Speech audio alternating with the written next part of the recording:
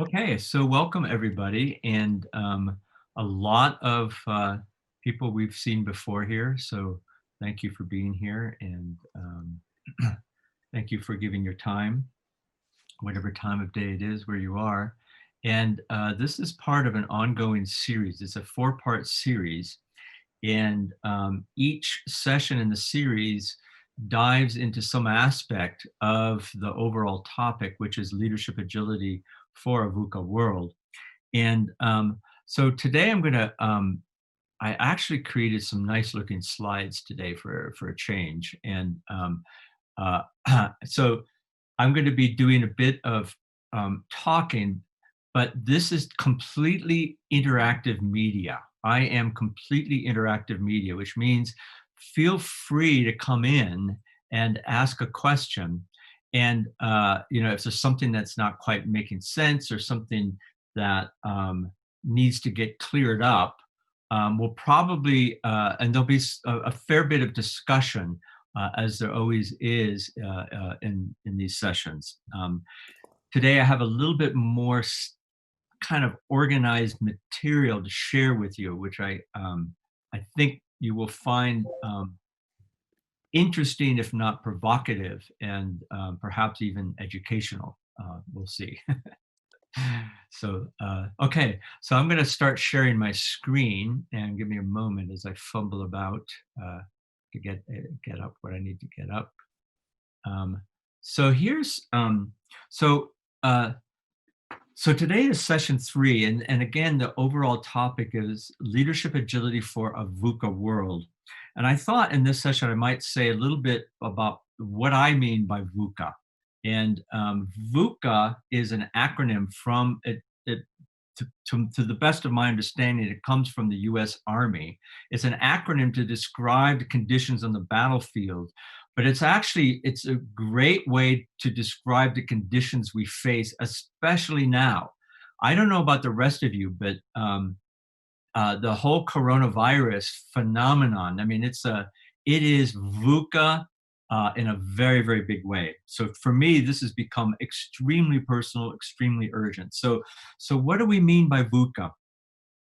So the first thing is that it's volatility, which means that things just happen, in surprising ways, if not out of nowhere. So the guy who wrote the book Anti-Fragile, which many of you may know of, Nassim, he talks about there are events that happen with no warning or no apparent warning whatsoever, for instance, 9/11. And then there are events that are just, maybe not surprising, like coronavirus is not really a surprising event. We've known that some kind of pandemic was in the offing for some time now. However, it's so extremely disruptive that it has a quality of volatility. The second word is uncertainty, which is that we really don't know what's going to happen next. We think we do, but we're not really sure. So it's not like completely random, right? Sometimes it works out. Oftentimes it doesn't work out in the way that we expect. All right. The other part of the acronym for VUCA is complexity. Sometimes I like to use the term accelerating change. I think of complexity more as a general quality, but let's just use the original US Army acronym for this. Complexity points to the fact complexity is not the same thing as super complicated. Oftentimes we think of complexity as it's just really complicated. But for instance, a Ferrari engine is really complicated. However, with the right conditions and the right intelligence and competence, a Ferrari engine can be assembled time and time again and driven out of the garage time and time again. It's a repeatable, though very complicated process. Complexity isn't like that. Complexity is like a tropical rainforest. All right. So it's a very different animal altogether. And then finally, ambiguity, which is this is almost the worst part of VUCA because we think we know what's happening, but it turns out that we don't because it's ambiguous. It could mean this, it could mean that, and we don't really know until we get to the other side of it. So we are living in a VUCA world. Would you agree? Shake your head yes if you would agree. Shake your head no if you don't. So we do, and we feel it personally, and we feel it in our organization. So the work that that I am talking about in this series, and in the work that I do in organizations, it's very much personal, but it's also about how we are as organizations. And so we're talking about how do we constitute our organizations, or to say it more precisely, how do we constitute ourselves in organizations such that not only are we able to cope with VUCA, but we're actually able to leverage VUCA. That Nassim, in his book Anti-Fragile, he distinguishes, are we merely being resilient in the face of VUCA, or are we being what he calls anti-fragile? And he describes anti-fragile as not only the ability to cope with complexity, uncertainty, volatility, and ambiguity, but to actually get better as a result of being in a world like that, right? So we're talking about the context of organizations, and we're also talking about the context of ourselves in organizations. So I want to be very clear. I don't want this to be an abstraction about organizational agility, for instance. Organizational agility, my argument is that organizational agility ultimately is founded upon our capacity for individual agility and relationship agility. I want to orient ourselves around this work more generally, and then we're going to take a deep dive into one aspect of it. All right. So the five main ideas uh, uh, in this work, this leadership agility in a VUCA world, there are five main ideas, and I want to briefly walk through each of them. The first idea is that we're talking about a paradigm shift from predict and plan to sense and respond. Now, I'm not saying that we are replacing one thing with another. You could think of it as that we're adding another dimensionality. And I call it a paradigm shift because it's a shift that changes the very nature of how we think about things, how we operate in real time in the world.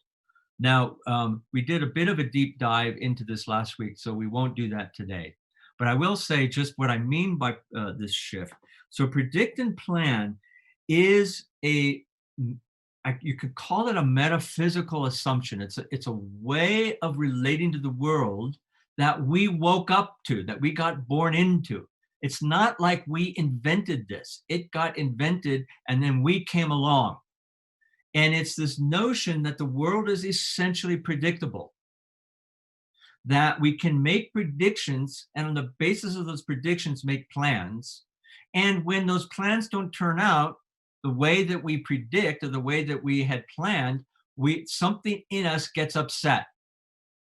And we react by trying to exert more control. And in an inherently predictable world, that can possibly work, but in a VUCA world, that definitely doesn't work, right? To try to control complexity, ambiguity, volatility through control measures ends up just making things worse, though we might feel better for a while, right? So predict and plan, the shift is from that way of operating to a way of operating in which we recognize that we cannot predict the future. It's not to say that the world is completely unpredictable, but that for the most part, it's uncertain. We don't really know. So we still make plans, but we make plans in such a way that we're able to adjust as we go along. So for instance, in this webinar, I have a certain plan, right? So I'm not saying abandoning plans. I'm saying giving up our reliance on plans turning out the way that we expect them to be adaptive, to be flexible. So sense and respond is being able to sense what's happening and then respond, and then sense and then respond. And so in a sense, dancing with the occurring world. The occurring world is not the same world as the world we planned. And again, I want to emphasize this. It doesn't mean that we're not making plans. It's just that plans become part of that which we are dancing with in our dance with an occurring world. Okay, good. So that's the first main idea.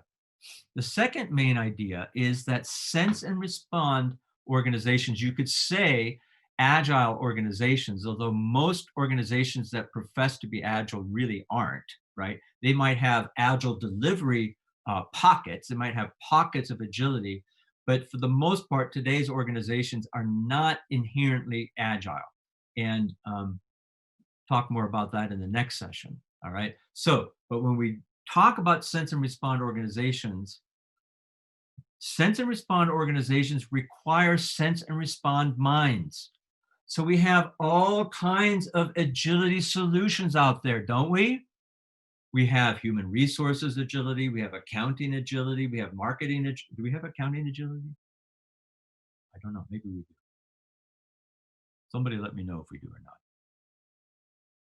We have marketing agility, we have, what other kinds of agility do we have, Maret?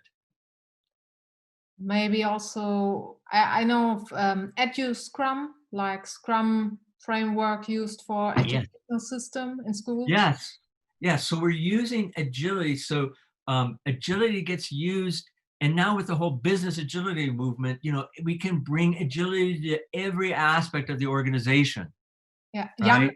Jan also mentions agile quality management, and Yeah, agile quality Sabina management. mentions agile Yeah, so you procurement. name it, we are endeavoring to bring agility to it. Now, here's the thing. I've been in this business for a very long time, since about the year 2000.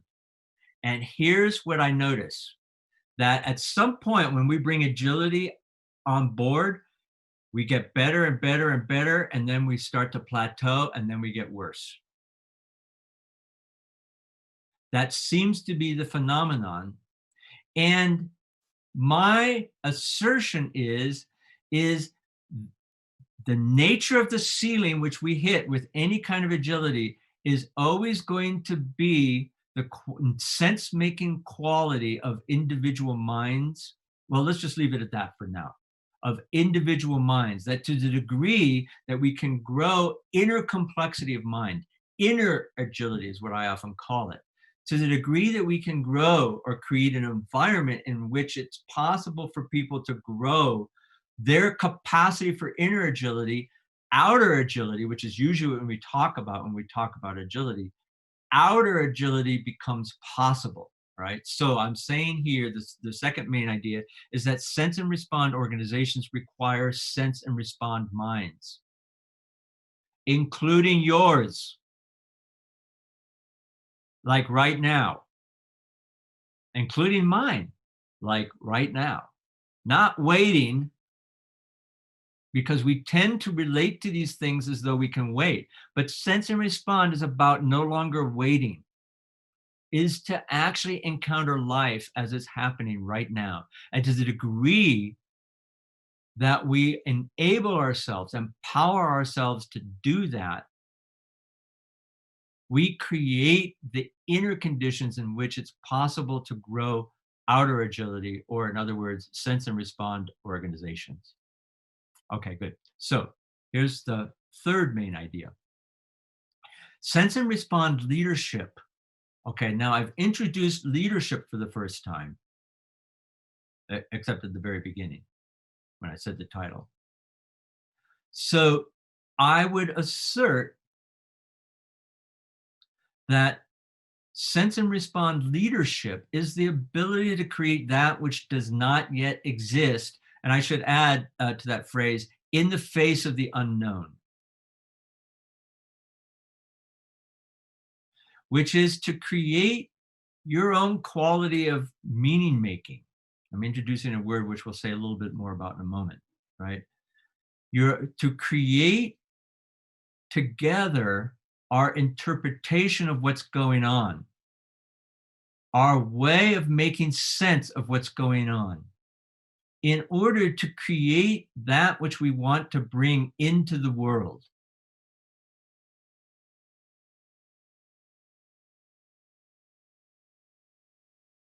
So creation is not just a matter of making things. It's a matter of making meaning, and making meaning in such a way that the meaning we make provides access to the complexity of the world that we're facing. I'm leaving long pauses here and there because I recognize that what I'm saying is not immediately consumable.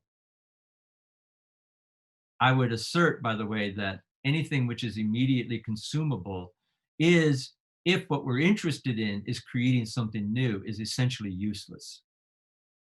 So we have to grapple with things a bit in order to get to a different place, which is where we need to get to now. So how are we doing? Raise your hand if we're doing like this is, we're doing well with this. This is resonating, this is making sense. Jan is asking whether Twitter is essentially useless. Okay, Jan, you're asking me for my opinion on something, right? Opinions are very different than assertions and hypotheses. Mostly what I'm making here are assertions. So I'm going to reserve comment on that question. But you can imagine what I might say, Jan and others. Okay, good. Fourth main idea, sense and respond leadership is a systemic phenomenon. It's not that which happens only from the top down. All too often, one of the most common refrains, because I train and over the years I've trained and coached a lot of agile coaches, and one of the most common refrains I hear is that our executive leadership, our management doesn't get it. Well, consider this. Consider, because here's the thing, I've talked with a lot of executive leaders and managers who truly do get it. And here's what I hear from them. They say something to the effect, well, we open the door for empowerment and nobody wants to walk through. So consider owning your part in that executive leaders and managers don't get it. Consider that you may have a part to play in that.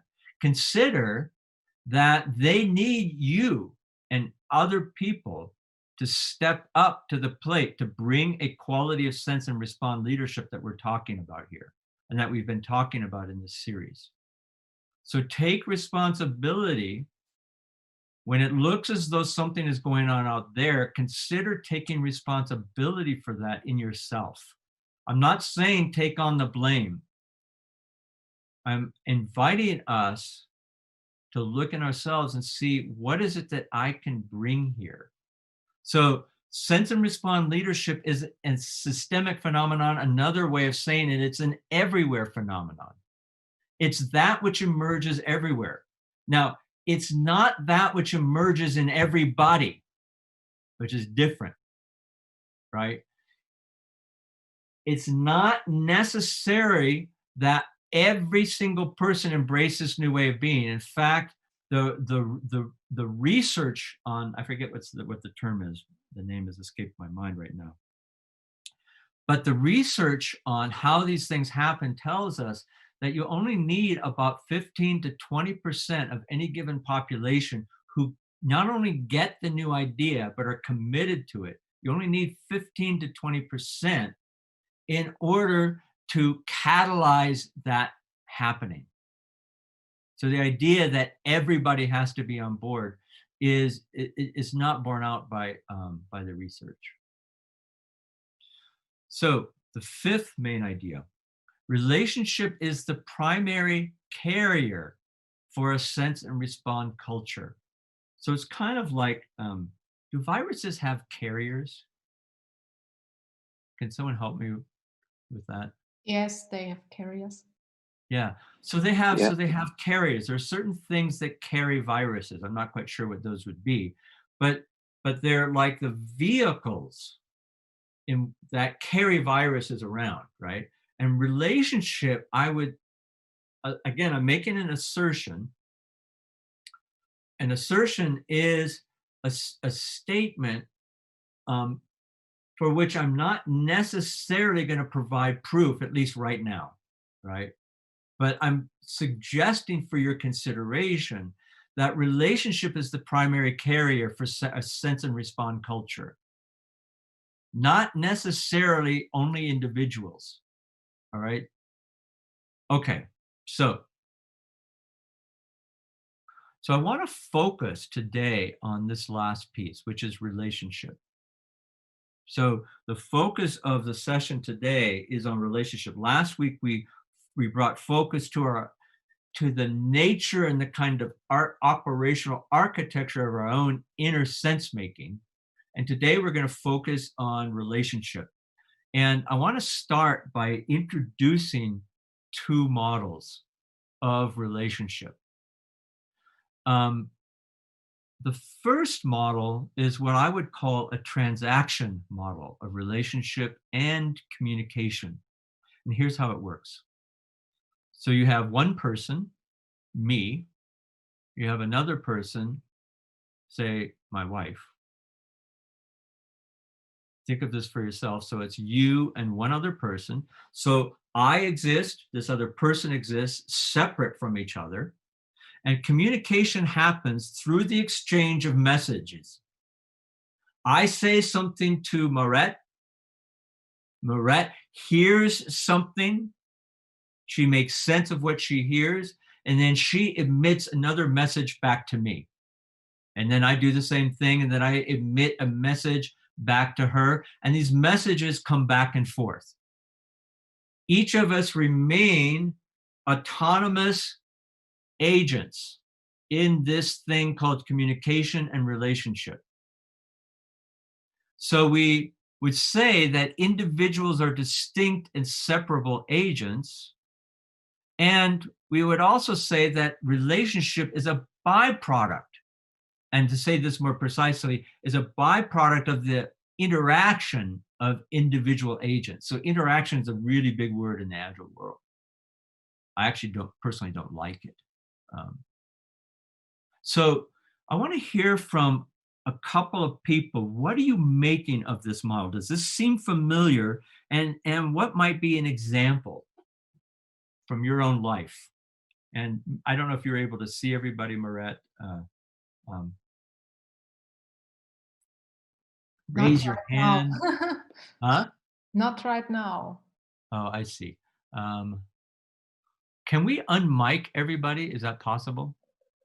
Yes, I have to go to the participants list and then. Looks like Brigitte is coming in. Do you have something, Yeah, Brigitte? some people will. So Kimber also told me she has to shift to her laptop and will come again come in a second time. Okay. Okay, so I just want to check, I want to check to see if we're on the same page here. So I'm describing the traditional transactional model of relationship and communication, which is the foundation of what most of us operationally believe. By that, I mean to say that we function as though this is what's so about relationship and communication. So I want to hear from a couple of you, what do you make of this? Can I say something? Yes. When I see this, I link this very strongly to transactional analysis. So that's really that we have two autonomous persons in here who communicate with each other on the adult level. So really in the here and now, Yes. and seeing what is, and they're clearly autonomous from each other. Okay. Okay, good. So, and is that, because it's been probably 20 or 30 years since I've read about transactional analysis. I don't have any familiarity with it other than what I've read. Would you say that that's kind of a distinguishing quality of transactional analysis, is that each person is seen as individual and separate from the other? Yes, that's significant. So Okay. this is what I see as the autonomous person on it. So it's not that we have the huge responsibility for the person, but we are responsible for ourselves. Okay. And for the situation, good. and for building up the relationship. So that what you what you put down in there, the connection, this is what I see as building as up the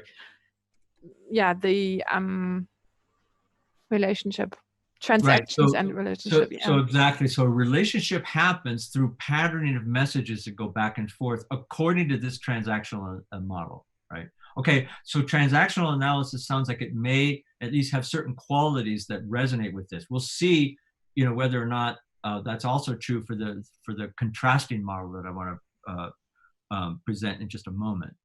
Okay, thank you for that, Inga. Okay, who else?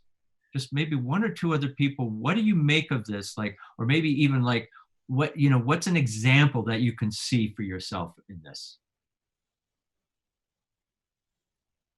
For me, I see this is the factual level we are told to use in business contexts. This is what the level of conversation we are told to choose in business contexts. Yes, yes, indeed. Indeed. And so we have, and don't we learn all kinds of skills and competencies? We take workshops and, you know, in order, in communication, and many, if not most of those workshops are built on this model of relationship and communication. Sounds like that's what you're saying. Yeah? I'm sorry. Come on in, Kimber. Thank you. So this is actually a representation of the concept of synergy, right? That what you and I create together is bigger than either of us.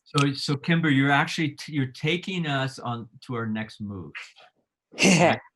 because here's the thing, in this model of relationship, now we've gotten smart enough because we've read about neuroscience, and we've gotten smart enough to be able to say, yeah, there's certain things that transpire and emerge in relationship, but we fundamentally operate on top of this transactional model. So for instance, when I say something to my wife, and I use my wife as an example because our marital or spousal or partner relationships are often the hardest relationships that we have. And so for me, you know, my relationship with my wife is where I study how I really am in relationships. And I don't always like what I see, incidentally. And one of the things that I often see is that I'll say something to my wife, and then she'll say something back, and clearly she did not understand what I said. So I'll try to say it again, or I'll try to explain it more. So that she can understand it. So can you see how that way of operating is built on top of this transactional model of relationship and communication? And can you also see that this can be the source of much of the unworkability that we find in relationships? Because I would assert that most of our relationships, especially in our organizations, are unworkable.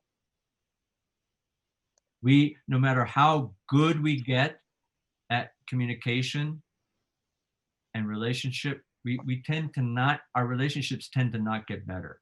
Or actually, let me rephrase that. They tend to not become the kinds of relationships we need to have if we are to create organizations that effectively operate in a VUCA world. Okay, good. So it feels like we've got this pretty solid. Is there any point of uncertainty in your understanding of this for anybody? I can't see everybody, unfortunately. When I'm sharing this screen, I have to get a larger screen, but in the meantime, I can't see everybody. Okay, all right. So I'm going to move to the next model. So here's a contrasting model. The contrasting model is what I'm calling a constitutive model of relationship and communication. And this is based on, this was first inspired by the work actually of a guy who was a good friend of mine way back in the early 80s. Daniel Siegel is his name, S-I-E-G, I think E-L, Daniel Siegel. And he wrote a book. Now, now I'm having a hard time remembering the name of the book. It's about relationships. And the argument of the book is that the human mind, and he's done a lot, he's a psychologist, he's a neuroscientist, he's a therapist, and so he's done a lot of work in this area. And the main idea of this book is that the human mind is not just something that exists in our brain. It actually is that which emerges in relationship with other people from the very beginning, from the time of infancy. In fact, he would suggest that it happens even while we are in the womb. That process of identity emerging through relationship starts to happen certainly when once we're born. And this is what I call a constitutive model of relationship and communication. And this is quite different than the transactional model, because first of all, it recognizes that individuals emerge, who I am, who you are, emerges in our relationship with each other, our relationships with others, that who we are as individuals, as agents, is constituted by the relationships in which we find ourselves. So it's this exchange model going back and forth. And what happens in a constitutive relation, a relationship modeled as that which constitutes who we are, is coordinated meaning making. That I say something to my wife and my speaking occurs within an already established pattern of coordinated meaning making. That together we are making meaning of whatever it is we're talking about and who the other person is and who I am. So it's a kind of relationship in which individuals create themselves and each other through relationship. And it's a notion of relationship which is, it can be either accidental or deliberate. And I want to throw in a potential curveball here. Another way of saying this is that our relationships as constitutive, in a constitutive framing, is either ideological or intentional. And by ideological, what I mean is that ideological is defined as the ideas and manners of thinking characteristic of a group, social class, or individual. So for the most part, in our relationships as constitutive of who we are and who the other people are, the manner, it is the ideas and manners of thinking which get reinforced. And we're, for the most part, unaware that that's what's going on.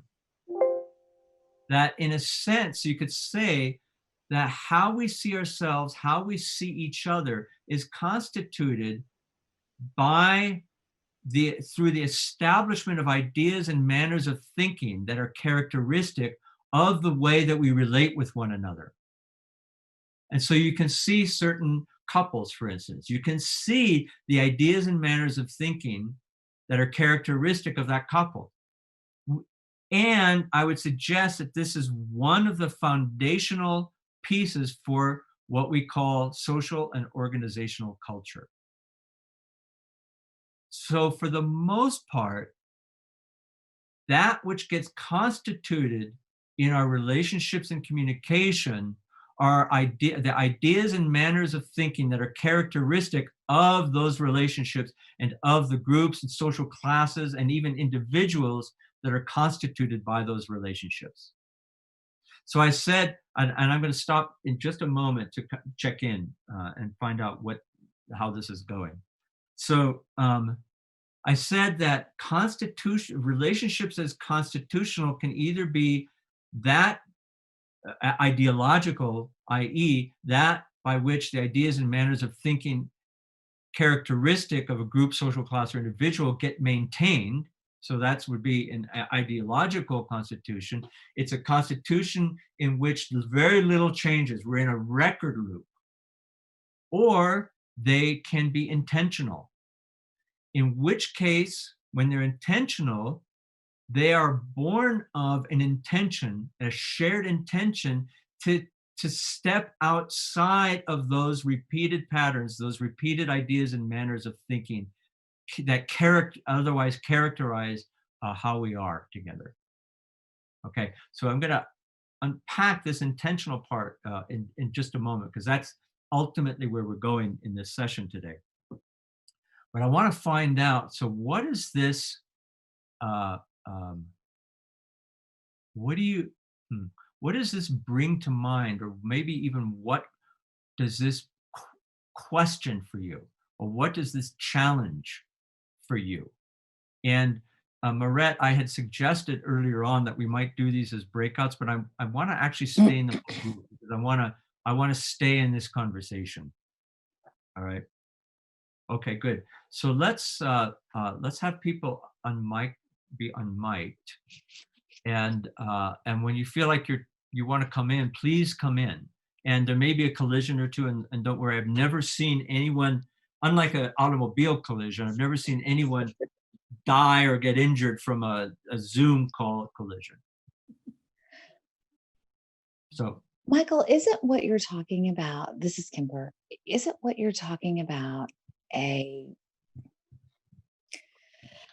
aspect or characteristic of a relationship? Like, I mean, the relationship as a concept is so complex.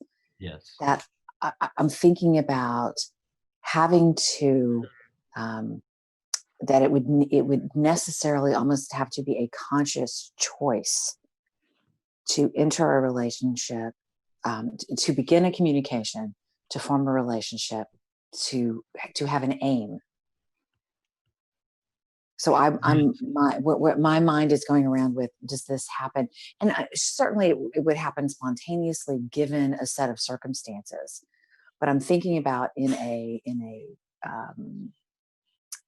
a work context, having a relationship with someone, we can have a very shallow relationship, even if what we talk about is meaningful. Yes. The work that we're doing, but it may not be bigger than the two of us. Or we could come together with the intent to do that. And so that's where my head is with this. Good. I love it. And can you say your name again? I can't, because of the way I have the screen set up, I can't. Sure. This is Kimber Miller, and I'm in the USA. Oh, Kimber. Okay, good. Okay, good. So Kimber, first of all, I just really love the way that you're grappling with this, and that you haven't like come to a conclusion, that you're in the middle of an inquiry is the way that I think about it. And so what I am not claiming here is a model of an all-encompassing model of communication. What I'm wanting to offer us is a model of communication that gives us access to something, gives us access to being more intentional and more deliberate in our relationships, right? So I would suggest, in this model suggests that relationships are already always constitutive of who we are as individuals and what that relationship is, right? It already always is that, right? And the foundational assumptions and beliefs that each of us hold get reinforced and further empowered in the constitution of the relationships in which we find ourselves. So for instance, when I travel to Sweden, which I do a lot, I find myself being constituted differently in the relationships in which I enter into when I'm in Sweden than when I'm in North America. or India. So I spent quite a lot of time in India this last winter, leading workshops and giving talks at conferences and talking to a lot of people who are in business. And I can tell you that the way in which I was constituted in those relationships was very different than what happened when I got back to the United States. So I'm saying that who we are gets constituted in our relationship. And I mean that in a fairly general sense, both in the sense of one-on-one relationships, but also relationships that we form when we're in a more larger, more collectively social sort of environment. So I have no idea. Incidentally, I should warn everybody that I don't always answer people's questions. Instead, I pose thoughts in which we can dance around the question in full recognition of the constitutive nature of our relationship, right now, the relationship that you and I have. So go ahead. Yeah, so Michael, this is Tamara from the Netherlands. Is it that you're saying that in every relationship we have impact, and by entering it mindfully, you have you can impact it intentionally? Yes. Yes. So And we that's haven't also in haven't gotten there. You keep wanting to take us to the next part of the conversation, Tamara. So which I totally love, and that's that is actually the punchline of all of this. That while for the most part our relationships are like an LP, you know, remember the old LPs? Some of you might be old enough to actually have encountered an LP. You know, an LP record, you remember, I don't know, well, for those of you who've never encountered an LP record, one of the things that would happen is you drop the needle on the record, and if there was a little scratch in the record, it would hit it would skip. And so it would sound something like this. And it could go on indefinitely, right? And we as human beings are like that, both in ourselves and in our relationships, right? We're stuck in a record groove. We're being constituted by a repeated pattern of relating that for the most part creates unworkability. I said for the most part because we have moments of workability. We have those moments where, you know, our relationships are shining and we're shining in our relationships, right? Now, where we're going in all of this is the possibility of moving beyond being ideologically defined by that which gets constituted in our relationships to being intentional about it. And that's where you're pointing us to, Tamara. But I want to find out if there's anything else on this basic model here that needs to get resolved for anybody before we move to the next thing. And just start speaking. If you have a question or a comment or feedback or a yeah, but. We had a question at the beginning of the chat. It was by, I think I have to look for it. It was by Inga, and she asked, "Can we say sense and respond leadership is an ability?" It was a question which came at the very beginning of the webinar. That's about the Can we hold that for the end, because we'll do like just a general kind of Q&A just to kind of cover whatever feels like it's still hanging out. Okay. I want to stay with this. I don't want to get, because I know myself, I'll get distracted and I'll get, you know, completely like overtaken by my fascination with the question and even the interaction that I'd want to have with Inga, and that won't serve what we're doing right now. We'll save this for the Q&A. Yep, indeed. Thank you. So any other like questions or anything that needs to get settled before we move to start to move into the punchline of all of this? This is Dimple, and sorry, oh, hi, Dimple. Saying something? Hi, Dimple. Come on in, Dimple. It was nice to see you. I actually don't quite see you right now, but I hear your voice, and I noticed that you were here. Okay, Reading. thank you, Michael. So I guess I have a tag-along question to Kimber's question, and I kind of appreciate and respect that you asked a question in response, but I think you know me. I'm probably not going to let it go and ask you another question on top of it. So I understand and appreciate when you said, gave the example of your interaction with your wife. That takes us to the personal relationship arena. And what I have also been thinking through all of this is how we deal with relationships on personal lives versus professional lives. So if the basis of how we handle the relationship and communication on our professional life differ from these intentional or ideological bases that we set for ourselves in our personal life, how far does that take us, or does that even impact our overall thinking? Does that make us a hypocrite, or does that only mean that we are trying to deal with professional relationships a little differently, because we'll not necessarily be able to deal it the same way that we deal personal relationships? Does that make sense? Yes, it does, Dimple. Thank you. So what I would, I'm debating with myself whether to respond in a provocative way or less provocative way. Okay, I'm going to go for it. So I would suggest that the manner of thinking, given that question, evidences a more transactional model of relationship. So, and here's why I would say that, Dimple. That may not make you happy. I don't know. We'll see. That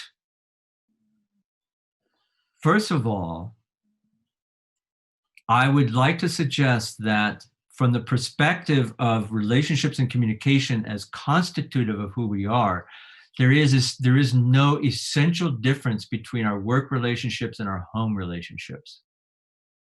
Now, I recognize that I'm saying something that may fly in the face of a certain kind of shared ideology we have, that we want to maintain boundaries between workplace relationships and personal relationships. And I'm not talking about that. That's an aspect of relationship that I'm not addressing here. What I'm addressing here is our capacity for being deliberate in the quality of our relationships as that which constitutes who we are. And so, for instance, I said a moment ago that our personal spousal partner relationships are usually the hardest for us. They're usually the ones where we get the most emotionally and psychologically entangled. And honestly, I find it utterly confusing. I think I'm actually pretty skillful in the area of relationship and communication until I have certain moments with my wife. And I realize how unskillful I am. And so to the degree that I can be attentive to the quality and nature of the relationship itself, that translates across no matter what sort of relationship I happen to be in. So where does that leave us? Dimple. I know that's left me thinking, so thank you for that. Yeah. Well, and I think that an important thing to understand in what you just now said, Dimple, is that I may not have answered the question, but I left you in a different relationship to your question.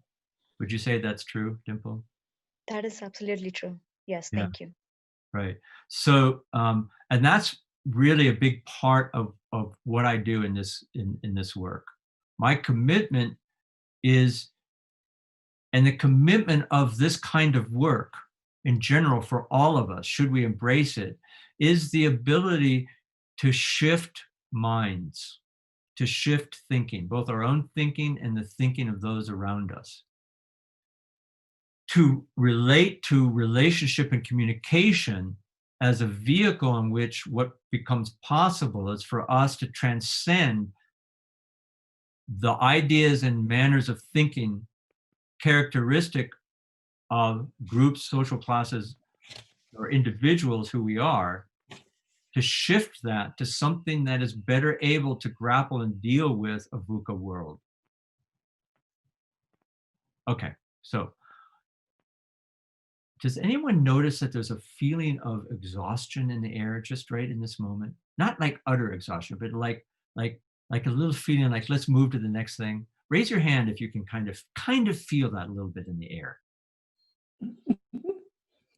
Yeah, maybe just a little bit. All right. So sensing into emotional fields is part of this. And so we're moving into the intentional way of relating to the constitutive nature of relationships and communication. So I want to introduce a term that I call deliberately developmental relationship. And I'm going to say what I'm going to mean by that. So we're moving from the autonomic ideological orientation of the constitution of relationships as we normally fall into. We're moving from that into a notion of relationship in which we can be intentional and deliberate. And we're being intentional and deliberate toward a particular kind of end, if you will. All right. So we have, and we're using the relationship between two people, could be relationship among 3, 4, a dozen, however many, right? This is particularly salient for our Agile teams, for instance, right? So we have this relationship in which agents are constituted by the relationship in which they find themselves, right? Which is what we've been talking about, the second model. Now, what happens, what gets generated in such a relationship is the inner meaning making of each individual. And I would say the shared inner meaning making, but let's just stick with individual inner meaning making. That what gets shifted is the inner meaning making of individuals. And by meaning making, let me see if the slides, okay, all right.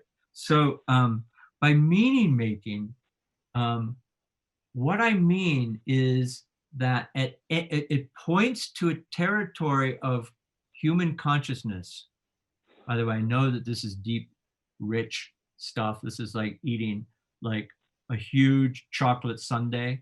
And my apologies that this is rather dense, and I don't know how to make this stuff any less dense and have it have impact. So my apologies. It can be a little hard, and feel free to rest your mind when you need to, and then come back when you're ready. But what I'm pointing to with the term inner meaning making, this is from the world of adult developmental psychology. There's a huge established field. There are big names like Robert Keegan, William Torbert, Suzanne Cook-Greuter. Those are the ones that I've been most powerfully influenced personally in my research. I've been researching this now for 20 years. And it's an established body of research which tells us that at any given moment, we as human beings are making meaning of what's going on around us. So that otherwise what we would be dealing with is a chaotic, it would just be like so much input, so much going on.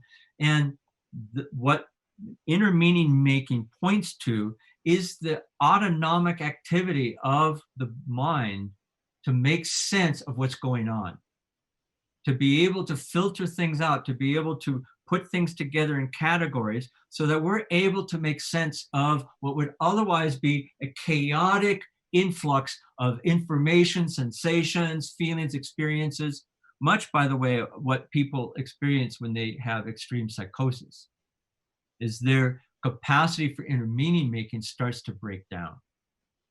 So now, which is great, inner meaning making helps us be able to function in the world, but it does so by establishing assumptions, beliefs, and theories about things which we don't question, which just become the automatic background in which we encounter the world around us. And for the most part, the inner meaning making by which we are each constituted is insufficient to the VUCA world in which we live. And hence, we find ourselves feeling overwhelmed, confused, anxious, maybe even sad to some degree. But we find ourselves disempowered. So a big part of the work that we're talking about here in this webinar series is the capacity to be able to grow the complexity of our own inner meaning making, to render our inner meaning making better able to cope or to deal with spontaneously in real time with the occurring VUCA world in which we find ourselves. So I just gave a little mini discussion about the nature of inner meaning making. We went more deeply into it last time. So a deliberately developmental relationship is a relationship in which we are deliberately attentive to the meaning-making context of our interaction. So I'm going to say this somewhat abstractly, and then we're going to take it apart and make it a little bit more concrete in just a moment. All right. And the other thing is that a deliberately developmental relationship brings deliberate focus to the constitutive quality of the relationship.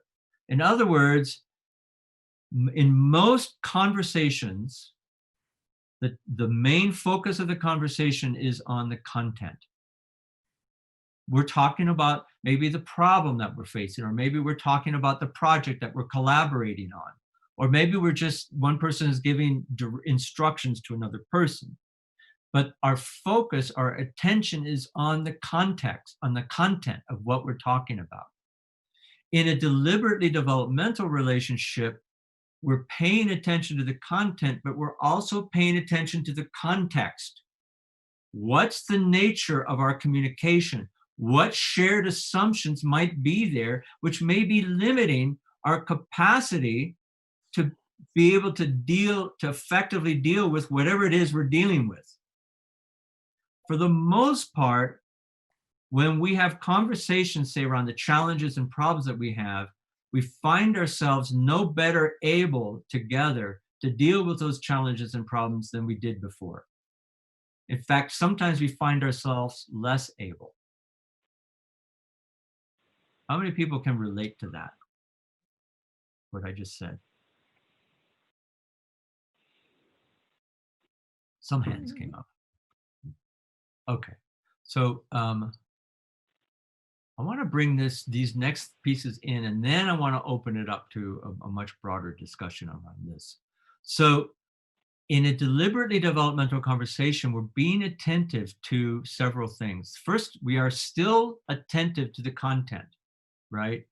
So for instance, if I'm having a relationship, to come back to this example with my wife, if I'm having a conversation with my wife, the content might be something that happened earlier in the day that caused an upset for us.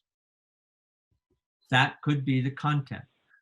Now, if all we did was pay attention to the content, we'd end up in another argument again, usually 99 times out of 100. Isn't that true? Look for yourselves. Isn't that true for yourself?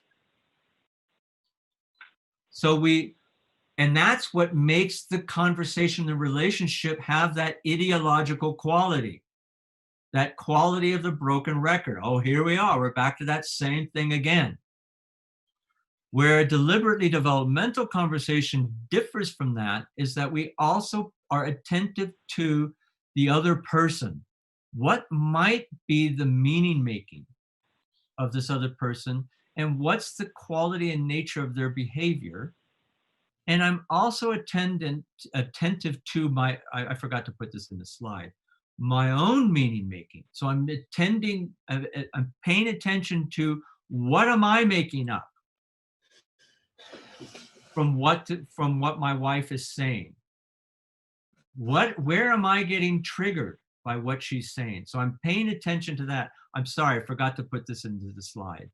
And then we're also paying attention to us together. What shared meaning making? So for instance, the meaning I might be making is that my wife is attacking me.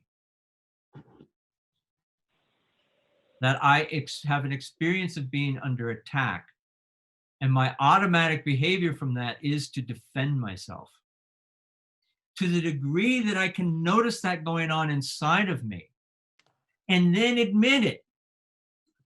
Here's what's happening for me.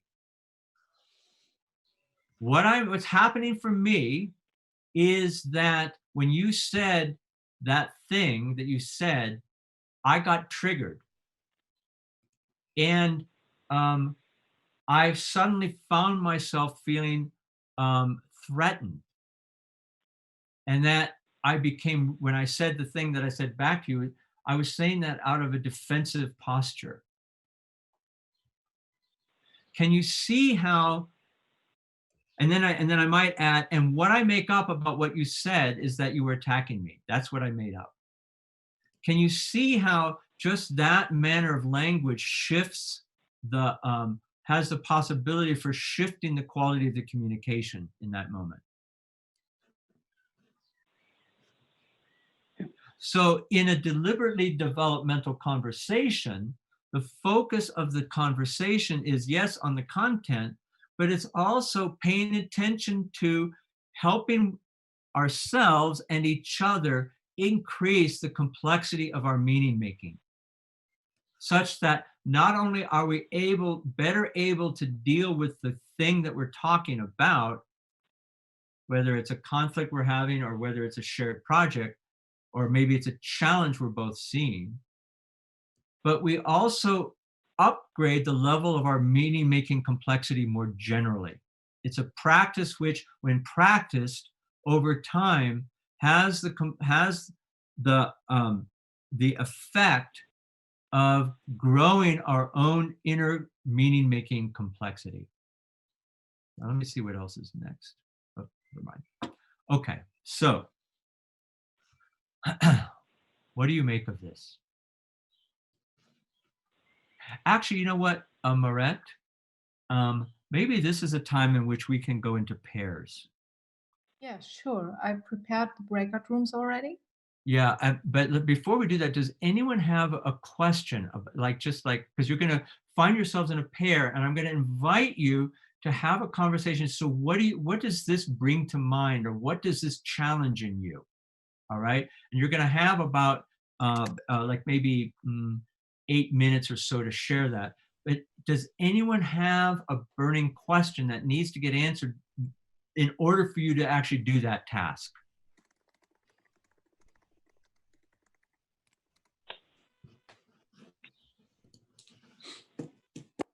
Okay. All right, good. So find yourselves in pairs and take, Marat, let's do this maybe for 7 minutes, all right? And in this conversation, you wanna try to reveal what's the way in which you're making sense of this, or how do you relate to this, or what do you see in yourself in this, all right? And then we'll come back, hear from a couple of you, and then we'll close for the day. Welcome back, everybody. So let's hear from a couple of you. So we've been, and let me just put this screen back up again, and so we can fill this. So we've been talking about the notion of a deliberately developmental relationship and a deliberately developmental conversation. What did you come up with in the discussion you just had? Let's hear from a couple of you.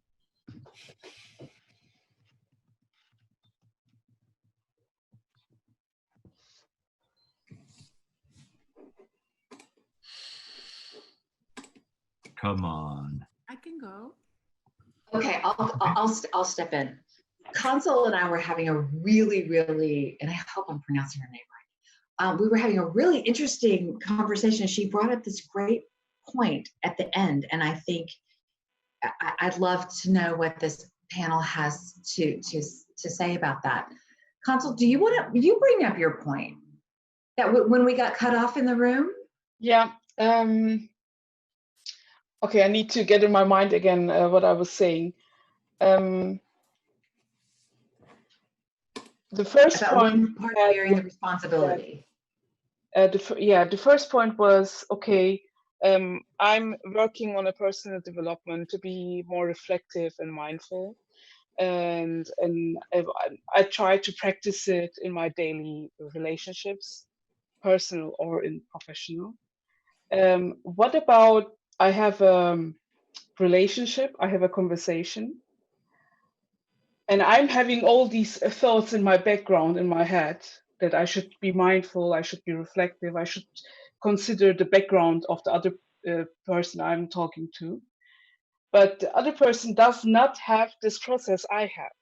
Mm-hmm. So they are not being mindful at all. They are not being reflective at all. How do I cope with that? So because this can trigger me in the conversation I have emotionally.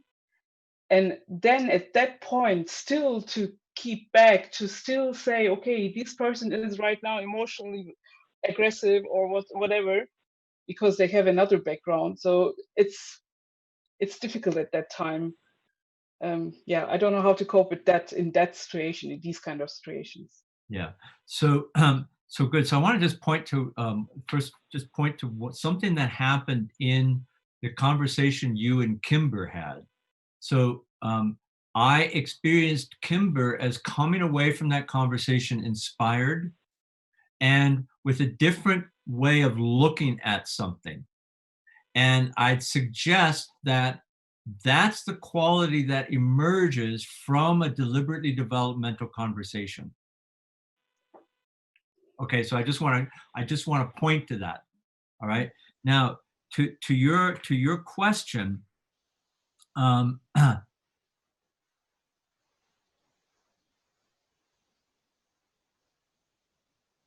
place to begin is to start to pay attention to and be mindful of your own triggers. That's the place to begin. Now, the place where you can get to, should you choose to go there, is to consider the following, Consul. All right, I'm going to say something that's really provocative, or some people might think it's provocative. Consider the possibility that you created that. Now, I'm not saying that it's true. I'm offering a perspective. See, all of the stuff that we're talking about right in this whole session and in all of these sessions is not at all theoretical or even esoteric. It's actually eminently practical. And a practical way to relate in any relationship is to take responsibility for what's happening. It gives you access to a different way of being in that relationship in that moment. Now, so for instance, and I'll come back to the example of my wife again. So when my wife is showing up as, for me, I'm experiencing her as maybe threatening or hostile toward me, or angry or upset, or recalcitrant or unwilling to maybe even meet me in a certain moment in the relationship. To the degree that I can stand back and look to see in what way did I create that, I start to have access to a way of possibly shifting things in that relationship and in her and in myself ultimately. So now we're doing this as a webinar. I actually really struggled how to get the kernel of the idea of this what's really a pretty vast piece of work. You know, in the workshops and the programs that I do, we spend a lot of time actually working with this stuff, doing lots of practicing. And so we're just kind of like taking a peek inside something. So anything you want to say about that, Consol? No, it's probably in some occasions it's probably right that I might trigger the other person. Right, hold on just a second. I'm going to interrupt you just for the interest of time. So it's not a matter of whether whether this is right or accurate or true. Yeah. That is completely immaterial. It doesn't matter whether or not there was something I did to trigger this behavior. That's not the question. The question is, if in some way, let me stand back. If it's true that in some way, the way that I was being with this person triggered something or in some way brought about what's showing up with them, what might that be? It gives me a place to look where I might not otherwise look. This is not about self-blame. It's not about, it's not even necessarily about taking responsibility for the relationship, but it's about making it possible for us to turn our attention towards something that we may not be seeing.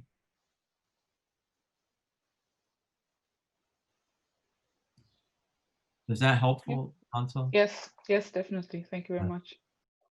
Yeah, someone wrote, shifting the needle in the LP. That's what it is. It's moving the needle so it's not skipping. And even though it looks like the skipping is going on over there, consider that the skipping is also going on over here. Not true. It doesn't matter whether it's true. We're not dealing in the domain of truth or falseness. We're dealing in the domain of workability and relationship. Yes. And so kind of the final punchline in all of this is that for the most part in organizations, we really suck at relationship. I'm sorry to say it. I have no gentler way to say it than that. We're ineffective.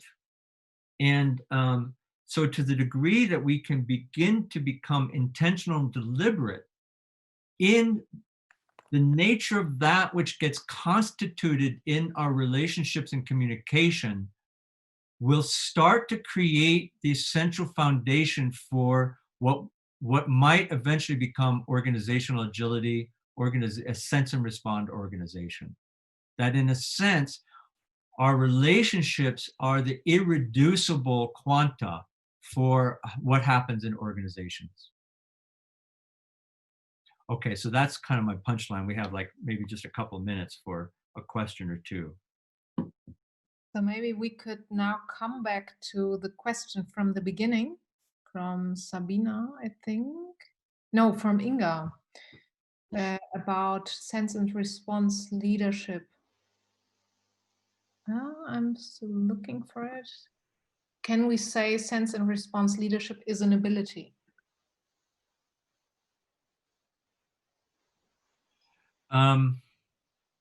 It's an ability. I like to use the word capability. Ability shows us, it points to something we're able to do.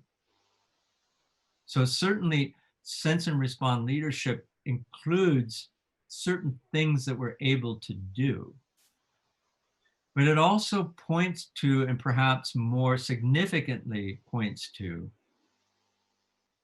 a way of being, how we're able to be, and what we're able to be with, and the complexity and the nature of the complexity and the ambiguity and volatility that we're able to be with and still think and make sense clearly and in a complex manner.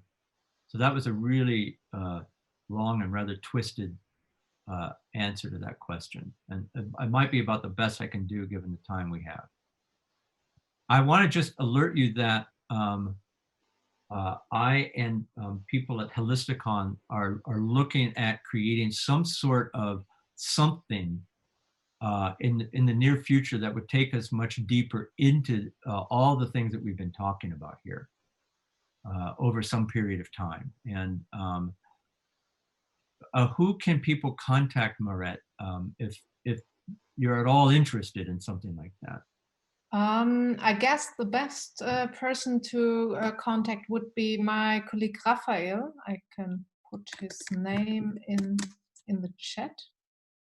I will put his email in the chat. So if you have any questions on that, he's our product guy.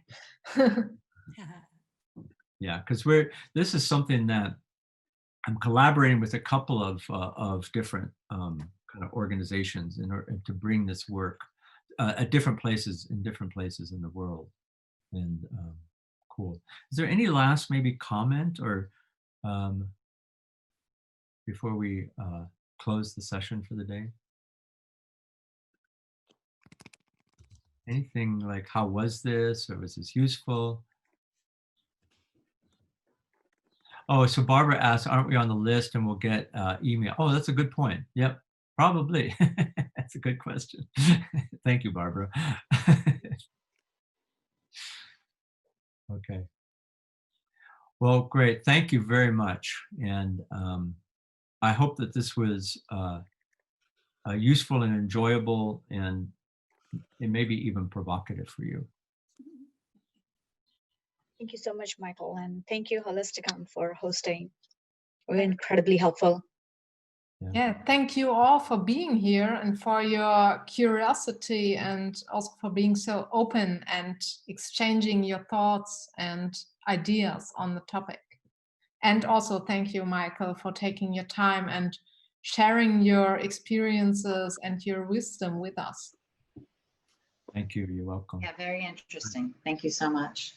All right. Thank you very Bye, much. everybody. Thank you. Very Everyone. Thank you. Bye-bye. Thank you. In 2 weeks, Bye-bye. there won't be a session next Thank week. you.